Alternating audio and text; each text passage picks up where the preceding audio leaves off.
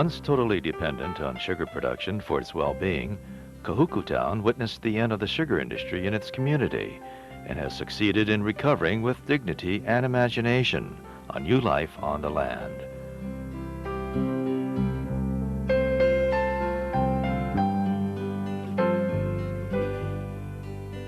Today, many new industries and activities spring from the land, signaling a vibrant future for a town that remembers its plantation history with pride.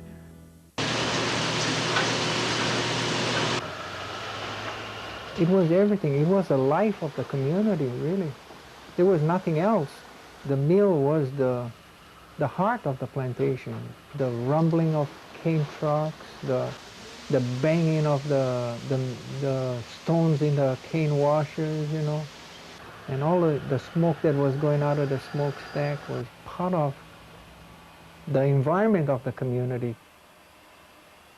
The Kahuku sugar mill was built in 1890.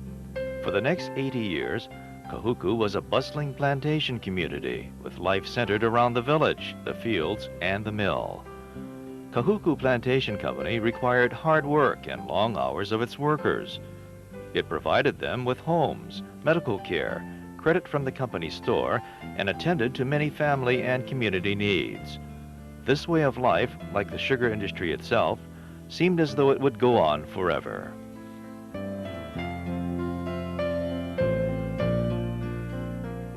Well, I started, like everybody else, you started in the field, cutting grass. I cut grass for about 3 months. Then I went for another job, spraying fertilizer by hand. As jobs become available, you apply for the jobs in the plantation. So I was fortunate enough to advance myself through applying. So I applied. The next job I got into was equipment operator job. This was driving equipment in the field. I learned how to drive a crane through a training program. Then there was a temporary cane haulers position. And obviously nobody else wanted them, so I took it, you know. I learned about how to drive a cane truck. And Kahuku was the only plantation on Oahu that had its trucks on Kam Highway that ran from Kahana to Kahuku and from Hawai'i to Kahuku. So we used Kam Highway. So it was a challenge, you know, driving these big rigs, carrying something like 20, 30 tons of sugar cane on Kam Highway and with all that responsibility. So I enjoyed that. We had labor gangs. In other words, a gang that do the weeding, a gang do the fertilizing, a gang that will do the planting work, covering seed, a gang that goes out to irrigation, a gang that goes out to harvesting the field, and a gang that will bring the sugar cane to the mill. They were all segregated into different gangs, and in that way it was easier for keeping track of the men and labor, and they in turn begin to rise according to their ability. You know, we had various job opening, and they took that opening and they begin to rise accordingly to their ability. And that's how plantation in those days came along. I myself had to go by that kind of system to get up to where I ended up. In your mill you have what we call your cane washers. That's a crew that washes the cane, segregate the mud from the rocks and all of that good stuff, you know, and send only the clean cane into the next area, the crushing plant. The crushing plant is the area where you crush the cane, and the end result is segregating the juice from the fiber. The crushing plant also have the engine room as part of the crushing plant, which turns the big crushers that crushes the cane. Okay, after you get fiber, the fiber goes into the fire room. The fire room is another area of the sugar mill. The sugar mill, the fire room creates steam and dispose or store the bagasse. Okay. Now the steam is used in the boiling house, which is another department. They have the responsibility of weighing all the juices that they receive from the crushing plant, boil those juices to crystal, and make raw sugar. But the sugar industry and the plantation way of life were not to continue unchanged. Though mechanization increased production and profitability, a number of factors combined over a period of time to loosen sugar's hold on the economy. Plantations throughout the islands began to close. Eventually, Kahuku Plantation was among them.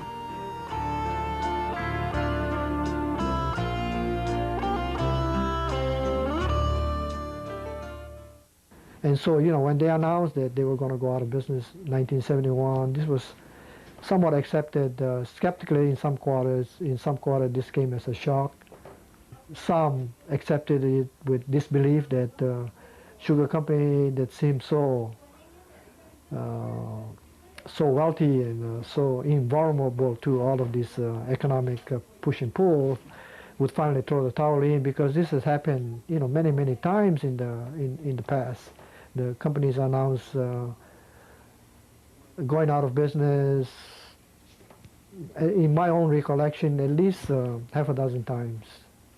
The people began to accept this, and what emerged from all of this was, while people were concerned about their future employment prospect, my perception was that people was more concerned about housing. Where would we go? Kahuku residents had seen the decline of other plantation communities and resolved not to allow the same thing to happen here. I don't like to see any kind of community just go downhill, fall up. It's not a healthy business. Our efforts back in '75 was to rebuild Kahuku town. And we didn't know exactly what the people wanted, so we met with the people. Hey, let us know what you want. Tell us exactly what you want, and we're going to strive for it. We knew that June 1983 would be our deadline. That's when the master lease would run out. So our foresight then was to find out exactly what they wanted. And we asked our people, we canvassed them in our meeting, how many of you would like to purchase your own land, you be the fee simple owner, and not on the basis of lease rental. Thanks to Alexander and Baldwin, Campbell Estate, as well as the ILW that represented the workers, a three-way deal was worked out to ensure that the workers would continue to live in the village under a still remaining lease with Campbell Estate and Alexander and Baldwin, which had till June 30, 1983, really. And the parties all agreed that we would form this corporation called the Kahuku Housing Corporation, which would then accept the responsibility of performing all of the lease covenants. Meantime, we thought about the rest of the entities in the community, like our district park, the school, the police fire station, and you name it, the churches. We thought about all of that. And under those circumstances, Campbell agreed to transfer the lease to the Kahuku Housing Corporation, which is basically a corporation made up of former plantation employees residing in the village. So we have really a self-made corporation here that's operating for our own benefit. Tourism was overtaking agriculture as a primary industry in Hawaii. And just as KPC closed, a large resort complex, the Ku'ilima Hotel, was about to open on the outskirts of Kahuku. Back in '71, when the plantation closed, more people was working then than when plantation was in operation. And the reason for that is because a lot of the wives went to work at the hotel. We took care of our housing problems through a negotiated effort. So housing wasn't a problem. The problem we faced way back when was adapting to the new type of job, from a sugar type job to a hotel type job. Back in town, an entrepreneurial effort to convert the sugar mill into a tourist attraction, complete with educational museums and shops, flourished briefly, then failed. Kahuku residents and the Kahuku Housing Corporation remained undeterred in their pursuit of secure housing and jobs for the community. Diversified agriculture has been successfully implemented by 2 farming initiatives. The first, Kahuku Farmers Association, was formed right after the mill closed by a group of former plantation workers who leased 250 acres from Campbell Estate and subdivided it for farming. They now grow, among other things, the sweet corn and watermelon that Kahuku is famous for. A second agricultural development has been created recently to provide more farming opportunities. The state-sponsored Kahuku Agricultural Park will make available 550 acres for independent farming operations. And a new industry, aquaculture, is thriving on Kahuku shores. Several aquaculture farms are now well established and employ community residents. The shrimp and prawn stands along the highway are a popular stop for tourists and residents alike. On the slopes behind Kahuku is the Hawaiian Electric Renewable System's wind farm.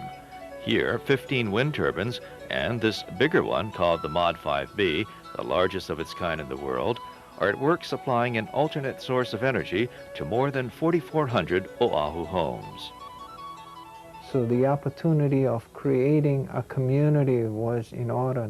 The opportunity of creating the master plan for the whole area was very important to us. So we took an active part in it, both in the school, in the community, in the surrounding land areas. And this is why our involvement created many things, you know, to include alternative energy, which you know, which the windmill show. We started with the original windmill operation, and then now we get HEI, who has that those windmills up there, plus the Mod 5, you know, which is the biggest in the world. We're proud of it. Though tourism got off to a slow start in Kahuku, it continues to promise employment possibilities. New management has taken over the mill and restaurant complex, and this operation is completely supported by the community. And one of the big things we worried about was the sugar mill. The sugar mill was a white elephant to us, and it was dilapidating rapidly to a degree where we had to lose the cane washer, which we didn't want to part with, but we had no choice. It was dilapidated so bad that it was unsafe to even leave standing. So our emphasis there was, hey, let's try and put all our commercial entities into that sugar mill. All the community needs were built around that sugar mill. The post office, the bank, the barber shop, the bakery, the store, you name it, it would be right in that sugar mill. And what it would do for us, it would create a centralized area for the people to shop. It would keep that mill alive, which was a historic area for a lot of our sugar workers, you know. My grandchildren, my children's children would eventually say that, hey, that's where my grandfather used to work, you know. And more so for us who worked in there, at least we know it's still there, it's still intact, it's been used, and it's been used in an educational aspect, which is important, you know. The Kuilima Hotel, now called the Turtle Bay Hilton, has undergone several management changes through the years, and now is Kahuku's major employer, with approximately 50% of its workforce coming from the community. The development plan for the area allows for additional resort development, and this time, The new hotel will be required to furnish job training to residents, and qualified residents will be given first preference for jobs. Koilima Development Company is envisioning a development which in 25 years would create hotel rooms upward to 4,000 rooms, several thousand employment potential there. And of course the community is not just sitting by idly waiting for all of these things to happen. In fact, we are very active participants in the development itself, wanting to ensure that this development does not come and work only to the advantage of the developer, but the community would gain something out of it. And what we're really doing is making sure the development meets our lifestyle standards. We want to make sure that all of the employment that takes place, not only the menial tasks, but those of management level jobs, would be falling to people that are in the North Shore area. We have a commitment for that. Though the town has weathered some tough times, the Kahuku Housing Corporation has created, with the support of the residents, a vibrant and growing community. Kahuku is proud of its history as a sugar plantation town, but its survival as a community is based on its ability to look toward the future. The future for Kahuku looks good. Everything is in place already. The people are going to get what they want. We got a brand new fire station, a brand new police station, a high school. We're going to have an elementary school. We're going to have a district park, aqua farm operations, a beautiful hotel, an expansion of that hotel. What more than any community wants? We're even planning a light industrial facility for our community. We got everything intact, I think, and I'm proud of it.